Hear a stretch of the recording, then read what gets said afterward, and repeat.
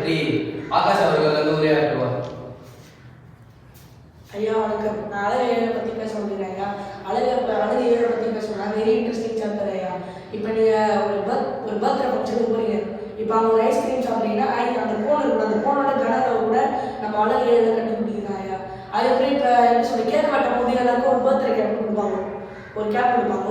இப்போ நீங்கள் ஒரு ஷீட்டை வச்சு எத்தனை கேப் செய்யலாம் கூட அழகு 7 எழுதிருக்கியா. அது கேக்கு அது ஐஸ்கிரீம்லாம் சாப்பிட்டு போகும்போது நான் சொன்னோம்னா ஜுரம் வரும் உங்களுக்கு. அது கேப்சூல் மாத்திரை போட்டுக்க வீட்டில் போனேன்னு அதுக்கும் கனவு கண்டுபிடிக்குது அழகு 7 இருக்கு ஐயா. இப்போ எப்படி சொல்கிறது, உங்களுக்கு நீங்கள் ஒரு நகை வாங்க போகிறீங்க ஐயா. நகை வாங்கும் போது இப்போ நகையை பத்திரமா வைக்கிறதுக்கு உங்களுக்கு ஒரு இடம் வேணும். அதை நகை பொட்டி ஒன்று வாங்கணும். அதை எவ்வளோ நகை வைக்க முடியுமோ அதோட கொண்ட அளவு கண்டுபிடிக்கிறாங்க அழகு 7. அதுலேயே என் ஃப்ரெண்டு சீனு புதுசாக வீடு கட்டுறாங்க. அவனோட வாட்டர் டேங்க்ல அந்த கனவை எவ்வளோ கண்டுபிடிக்குது அது கூட வழி இருக்கு அழகு 7.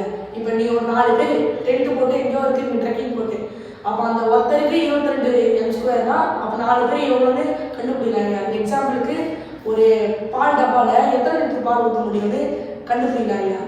அழகு 7 தானே பிடிச்சிட்டு என்னை பொறுத்த வரைக்கும் நம்ம வாழ்வோடு இணைந்து இருக்கோம் ஐயா. நன்றி வணக்கம்.